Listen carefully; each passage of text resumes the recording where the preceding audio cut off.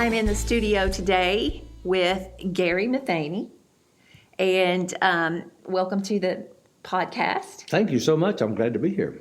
We're going to talk about you being a songwriter, you being an indie artist, and an author as well, and connect everybody with your music and how they can connect with you. But let's just back up a minute and how did all this get started? Well, I like to tell everybody it started about the time I was 3 years old, and believe it or not, I can remember back that age. I had an old guitar, couldn't play it, just would bang on it at 3, and I would go out to the backyard where the old dog was, and I would sing "Ain't Nothing But a Hound Dog" to him, and it was a captured audience. He never booed me. He just always just laid there and listened.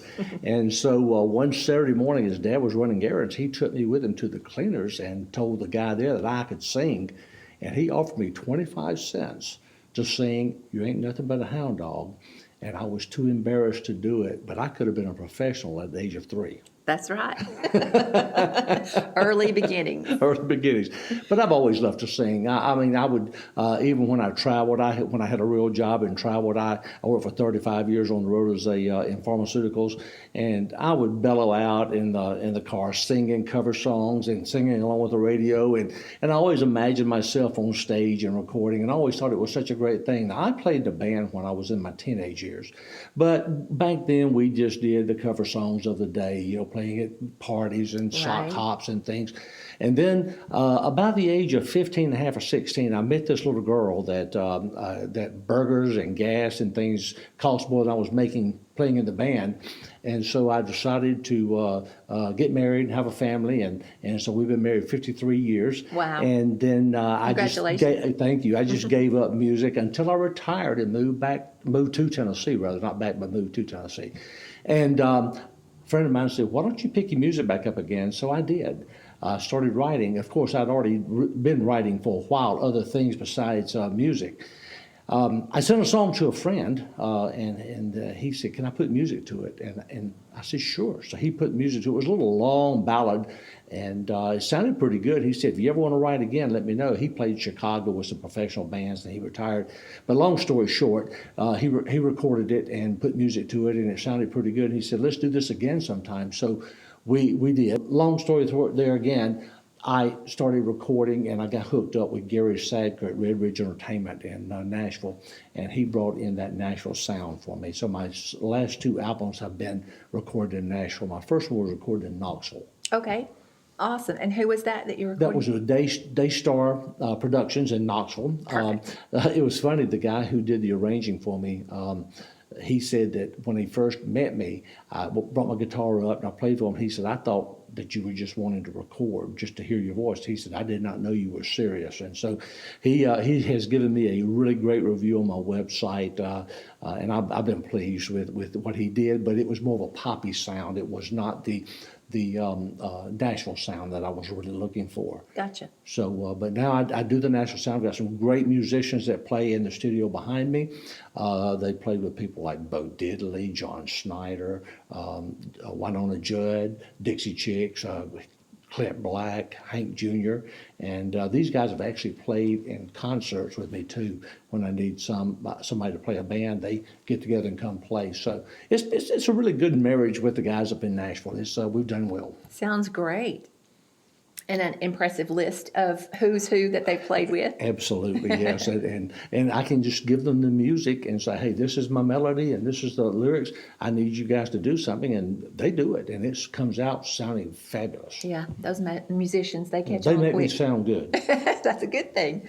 So you were mentioning that they played with you when you go and do performances. Right. Is this something that you do regularly? I would like to do more of it. I'm a singer, entertainer. I can play guitar. I don't feel confident enough to get out in a restaurant and play by myself. If I got a band behind me, then I will sing.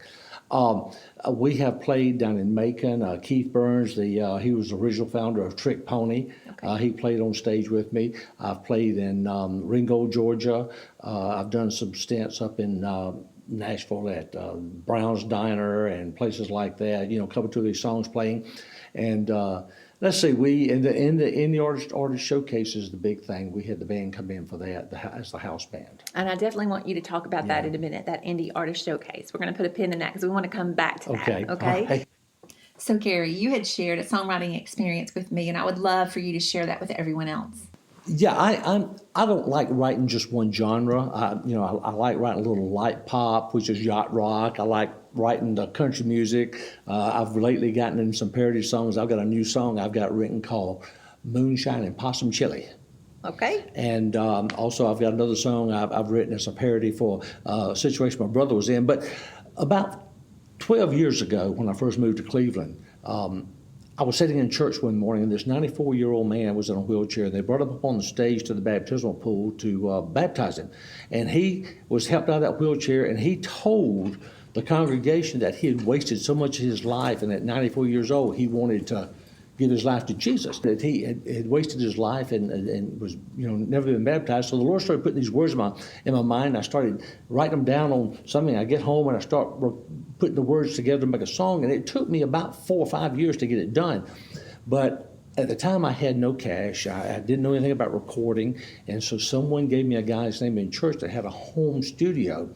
And so we went and we put all the music to it and all, and then had a guy from the choir, a great tenor, come in and sing it because I did not know if I had the confidence enough just starting back into the business.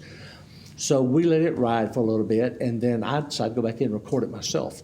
And last year, the song is called Baptize Me.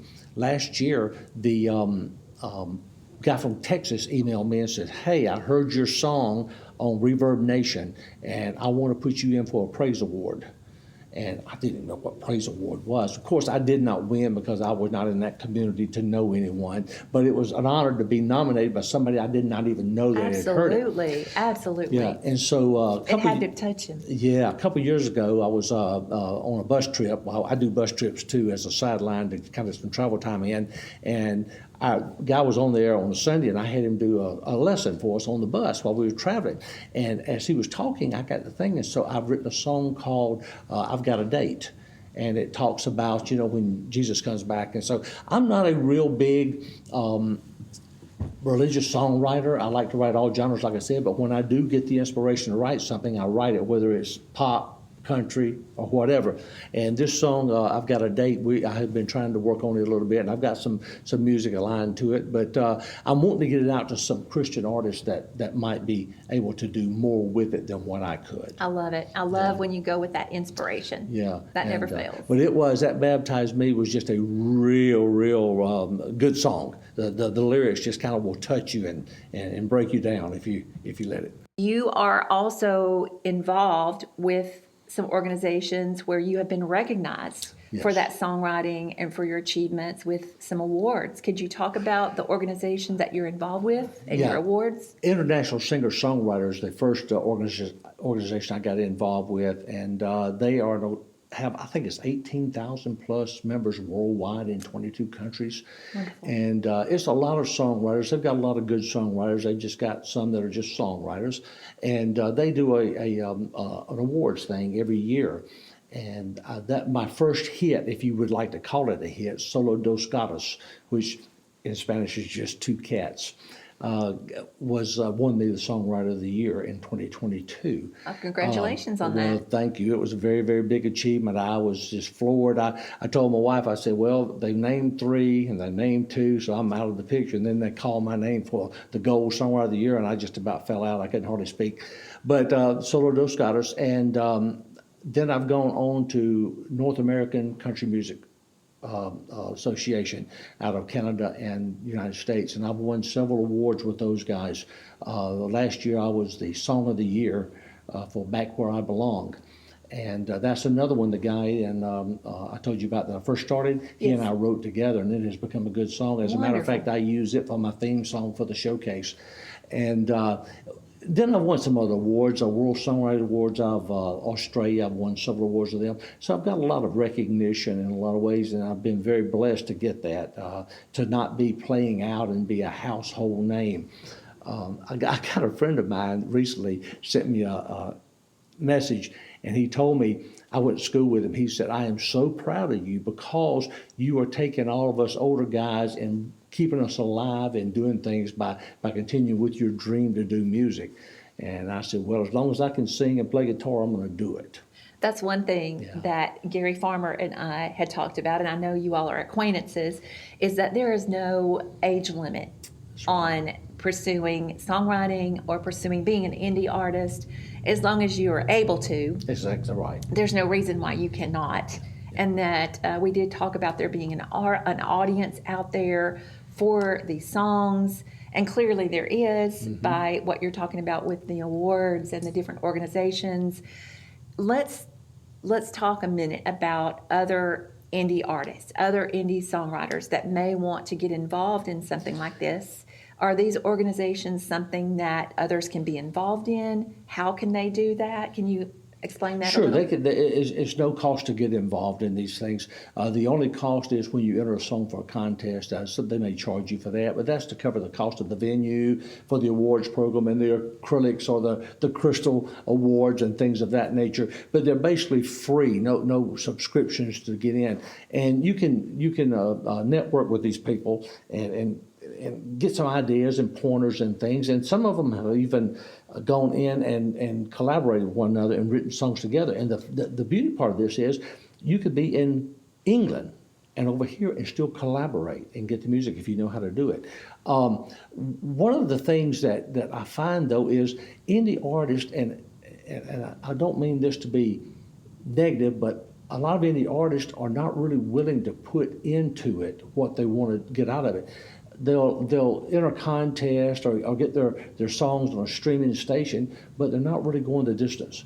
I'm passionate about the indie artist. There's a market out there for it. My geographic coverage has changed from 55 to 65-year-old. I'm now picking up 45-year-olds. Right. And on 45, 50. So my music has changed, and I'm getting that. But if all you want to do is take your guitar and play at a Mexican restaurant for 3 hours, then that's great. That's great if that's what you want to do. But I don't want to do that. I want to get out bigger. I want to play on stage about 6 times a year. I'm not wanting to hit a tour. That's just not my idea of doing something. And my indie artist showcase, which we will talk about, that's my big thing. Now, as far as getting people involved, sure, they can get involved. The indie artist showcase, I've got a file on people who said, hey, next time you do one, would you please consider my music? And I would do it. But now, they can email me and I give you all that information. But these associations and societies and things they need to get involved in if they want to really, if they're serious about getting their music out. If you're just wanting to write music and just put it on streaming on Facebook, that's okay too. But that's not what I want to do. I want to get my music out. Now, I don't expect to ever be famous. Right. I don't expect to ever be rich. I'm not. I just want to continue doing what the good Lord gave me the talent to do, is to write and to sing. And I hear that. And I did get a chance to, a few years back, talk to Rhonda Vincent. Of course, she's in bluegrass music. Right. And when I was talking to her about indie authors, indie writers, and up-and-comers that really want to share their music, and asked her for, her input and everything, she did say the cream rises to the top. Right. And I think that goes exactly to talk about what you were saying, is some people just want to put it out there, but then some people want to listen to feedback. They want to grow in their writing. They want to grow in what they present.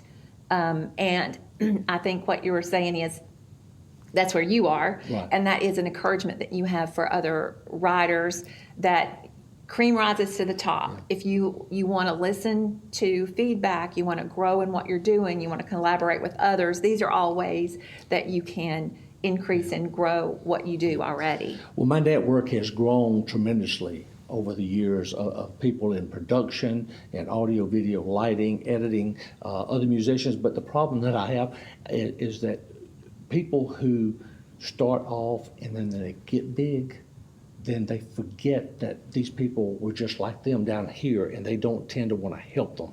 Right. One of the things I don't like is on Facebook is to have a Facebook page that just says following only, where you cannot contact. I want to stay in touch with my fans. I want to Right. be able to say, hey, happy birthday, today's your birthday. I'll say, thank you for listening to my music. Yes. You know, have them be able to post something and send me a message. I don't want to ever get to the point to where I'm compartmentalized, I guess is what I'm trying to say. More of a community. Yeah. You want to create more of a community. Yeah, and I did, and I don't mean this to sound bragging, but I did have another friend of mine that told me several years ago. She says, "I love it the fact that you have got your name out there to the point that you have, but you're still humble." And I always want to be that way. I'm no better than the next songwriter out there. It's just my music may have touched somebody in a different way. And but I always want to be available to my fans, because my fans are the ones who have got me to the point I'm at. I hear that. So I don't ever want, if somebody calls me and says, hey, can you tell me how, I'm going to do what I can to help them. But I've got several of them I've contacted, they don't have to contact you back. And I mean, and again, they forget where they came from. They get to a point in life where they say, but I don't want to have a following page. I want to have a page where we can connect with Community page. Yes, That's a right. community, yeah. So now I do know a lot of artists that do a country genre of music have music that goes out overseas. You were talking about a lot of the organizations, the organizations that you're involved with are in a lot of different countries, is Yeah. what I meant to say. Yeah. Is this something where your music does go out overseas? I know Sure. there's a lot of radio stations, indie radio stations, combined radio stations that will play a lot of indie artists in They do. different stations overseas. And So- basically, they are indie artist stations, is what they are. But now, let me tell you, I'm a sales and marketing guy in my real job before I retired. So when I see a door, I go in, and once I'm inside, I've got to do something. So I don't mind going in the door. I'm very, very bulldogish from the standpoint of, if I see something, I'll call them and say, hey, will you play my music or whatever. So I've got a listing of a couple of hundred radio stations that I will blanket songs out to. They're all over the world. They're all over the world. I don't mind if I see something on Facebook, jotting down their info and email them and say, hey, how can I get my music to you? And so that's how I've made my way into business. And a lot of people are doing that. But again, you got to have that marketing ability behind you to think, hey, how can I do this different? You know, I was laughing when I went in to my doctor the other day, and they was going to do an MRI. The lady looked at me. She says, "Do you have any metal in you?" I says, "Oh no, ma'am. I'm a country singer."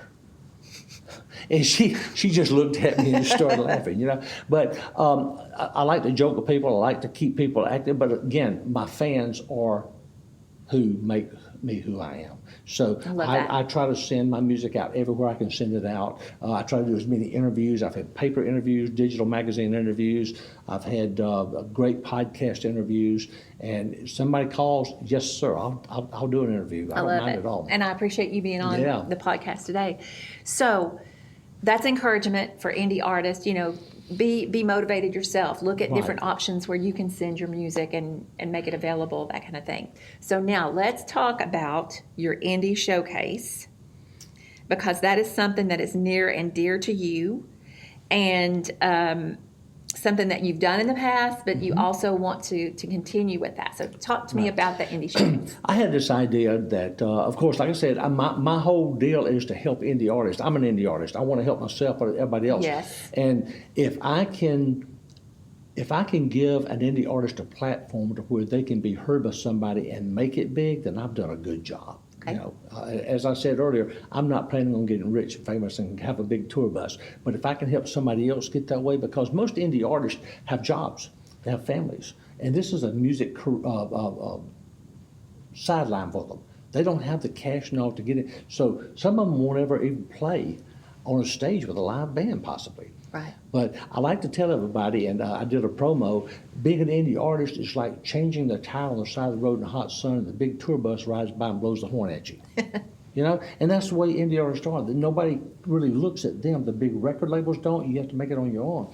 I've got my own production company. I've got my own record label, Ride 'em Cowboy Records.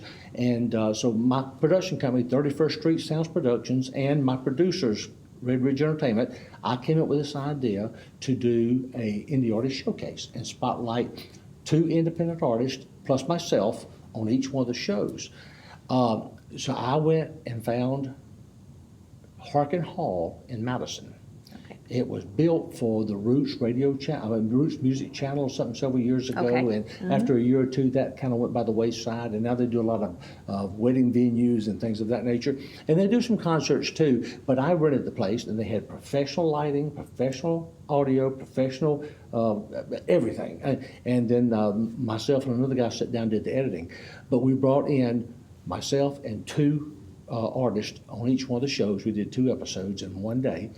And then Hotel Music Videos, which is a Roku channel. They're one of the largest independent video music channels. They've got over 1,000 videos of independent artists on there now. I contacted them, and they gave me an app on their app, Indie Artist Showcase. Okay. And so both of my episodes are on there, and they get out to 160 countries, 89 million active viewers. Wonderful. And so it's fabulous. You Yes. got a platform there that gets these people out globally. What a great indie platform. Yes. Yeah, and so the problem is I had to foot the bill for the first one. Right. And I honestly can't afford to do it the second time, so I'm always looking for sponsors, somebody that is truly would like to see indie music grow, that would come in and partner with me and say, hey, I can help fund some of that for you. Wonderful. Maybe And somebody listening will I be. hope they will, because I would love to do at least 3 more episodes this year, and then that would be that'd be about 15, 16 more indie artists that'll get showcased out there. Right. And I'm telling you, if you go on Roku or go onto my YouTube page, Gary Matheny Music 1473, you'll be able to see those 2 episodes, and it's got that Grand Ole Opry feel. Now, were they perfect? Absolutely not. We've got some tweaking to do on the next one, but it had that Grand Ole Opry feel. Wonderful. Yeah, and it was really done good. I've had so many people go and say, hey, this is really good. And that was my first shot at production. So Fantastic. I'm excited about that. That is exciting, especially for indie artists, and that you have a heart for that. That's amazing. And, I was talking to some people in music as I'm reaching out to do the podcast with different people. And the whole industry has changed in the last few years. And whereas the record business used to be a complete different entity, now just about everybody is an indie artist to begin with. And they are footing the bill. They are doing the work for themselves in the beginning. It didn't used to be that way, but now that's kind of shifted. So pretty much everybody is an indie artist in the beginning. Yeah. So there's a lot of us out there, and I know that creative, when you have that creativity or that want to create, it never goes away. Well, So- even artists like Tracy Lawrence are considered independent artists now. Right, I mean, exactly. they've broken away from the big labels that are taking all their money, and they're going independent. Correct. The problem that I find is, you ask if I wanted to do some more playing out. Sure, I would. But again, nobody wants to pay you the money to play out. It's not like it used to be. Nowadays, if you go to a theater, most of the time it's cover bands. They want cover bands. Right. And or not cover, yeah, cover bands and or heritage bands. And then they'll say, how many people can you bring? Well, I don't know. Right. I don't know. But then they pay you a cut of the door, and if you don't have anybody show up, then you don't make any money. You spend all this money bringing in a band and all this kind of stuff. So nobody really wants to go out there and foot the bill anymore like they used to. What I would love to see happen, now I've contacted Carnival Cruise Line. All Okay. of my music is on Carnival Cruise Line. Okay. I met someone, and they hooked me up, and on all 30-something ships on the Carnival Cruise Line, my music is in rotation. You may not hear it because it's so many, but it's in rotation. And I've contacted them and said, hey, I would like to do an indie artist showcase from a Carnival cruise ship. Wouldn't that be an awesome thing to do? Yeah. And I'm still waiting back on that. I've contacted people like Tennessee Crossroads that could do this, or contacted like CMT and Heartland and RFD TV, and said this will be a perfect show for your platform that you Right. do. I mean, you do these type shows anyway. Absolutely. Bring in independent artists. But again, if you're not known, they just kind of poo-poo you away, and it's so wrong, because there's independent artists out there that are so much better than some of these artists that's coming out of these big name brand Yes. Labels. I'm telling you, Yes. if you don't believe me, just compare sometimes. Oh, no, I believe you. Yeah, compare sometimes. I think some people have made the choice to be significant, and they feel like they can do that better as an independent artist. And I really think that is absolutely true. I do. Because you don't have so many fingers trying to direct you as to how you can and how you can't, what you can, what you can't. So. Well, Jelly Roll put out something out. He come out and said that the labels are taking so much money from the artist when they sign them. They throw out this $100,000, and then you got to pay that $100,000 out back before you start making money. And then by the time you almost get paid for it, they say, well, we need to do a new campaign over here, and that's another $50,000. So you never stay out of debt with them. You never make any money. Right. The only money you make is off of concerts and merch. So being an independent artist, you have control of that. Yes. You have control. And I think a lot of artists are choosing that. I think so, yes. So there are all kinds of different people in the indie artist field now because people are making that choice themselves. Sure. And my label, Write 'em Cowboy Records, right now I'm just doing myself, but I have no problem bringing in somebody else in, and for a little small fee, bringing them on as a Write 'em Cowboy artist, and then marketing the song for them. Most of my day is made up on marketing now. Okay. I don't write unless I get inspired to. I've got 3 albums out and several singles. I've got a lot of material, and if something comes up and I get a feeling to write, I will. My wife will tell you, we're riding down the road, and I'll say, hey, write this down. So I'll start singing off some things to her, some lyrics, and I'll put a couple of pages, and I'll go back and put something together. But yeah, my Write 'em Cowboy record label is my label. I can do with it what I want. Yes. I love it. So talk about one more thing. You have Indie Wave. Yes, and yes. Talk to them about how to connect with you on Indie Wave and what Indie Wave is about. Well, again, anything to help the independent artists get showcased on a platform.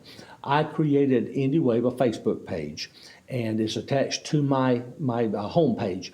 But they can just go on to Facebook and Google Indie Wave. It's a little cool green label. It says Indie Wave, Ride It, or something, Live It. We'll drop the link for you. Yeah, and it's just a place for you to put, for the independent artist going to say, hey, I've got a new song, here's a link to it, or hey, I'm playing over at Joe Blow's tonight and Saturday night, and come see me, or it's even a place for the fan to come up and say, hey, this is my favorite indie artist, and brag on them. It's just a place for independent artists to look. Someone made a statement that said, independent artists, when they post things about themselves, they're not bragging. That's marketing. They're just marketing themselves because they don't have the cash to go out and get a big marketing or company to do all this stuff for them. They're just letting you know what they're doing so they can get their music and their names and everything out there. So It's not bragging, and I hope people don't take it as bragging. It's just marketing. And this is a great way to have community come together for the indie artists and also the community, so that it can be just a great synergy of supporting each other, plus the community being able to come in and say, hey, I really like this guy or this lady, whatever. I think that's a really good asset. But you said something there that really needs to be highlighted. Support each other. Yes. Don't just go out there and say, yeah, I like that. I mean, no, support them, brag on them. Look, if everybody, I've got 2.6 thousand followers just on my homepage. I've got 1.9 thousand on my production page. If people were to share, if everybody in my friends or followers was to share one of my posts, where do you think that would go? It would really. But they scroll by, they just like, and that's okay. They noticed it, but I would really like for them to would really multiply. Share it. Yeah, exactly. That would multiply, because if you've got 500 people and you shared it, that's 500 people more that's going to see it. Then, absolutely. Yeah. And so there is power. There's power in community. Numbers. There's strength in numbers. Yes, there's absolutely. strength in numbers. Yeah. Well, Gary, I have so enjoyed talking with you today. And I will drop links for people to connect with you on the different things that you have mentioned, so it's easy for them to get back to you, be a part of that community. And I really am thankful for you being on the podcast. Well, I enjoyed it. I always love talking about my music, and my wife says I'm a ham. She says, every time we go somewhere, you got to be the MC. You got to be the MC, and that's just me. I like to joke around and carry on. I go in restaurants and I pick at the waitresses, and she says, "Why are you flirting?" I said, "Honey, I'm not flirting. I'm just being nice to them because they may have had a rough day, and you say a few nice words, and also you get a little better service too." Right, and we can all have not so great days. But right? That's the thing. We've got to learn to be nicer to people. We've got to learn to be nicer to each other. And when you look in the mirror in the morning, if you can't look at yourself and say, hey, I'm just trying to be a decent person, then Absolutely. something's wrong. Exactly. But if I can help an indie artist, I'm going to do it. And if they can email me, gary.matheny@yahoo.com, they can go to, all you got to do is Google me. You're going to find me somewhere if you Google. That's fabulous. Thank you so much for sitting down with me. All right, thank you so much.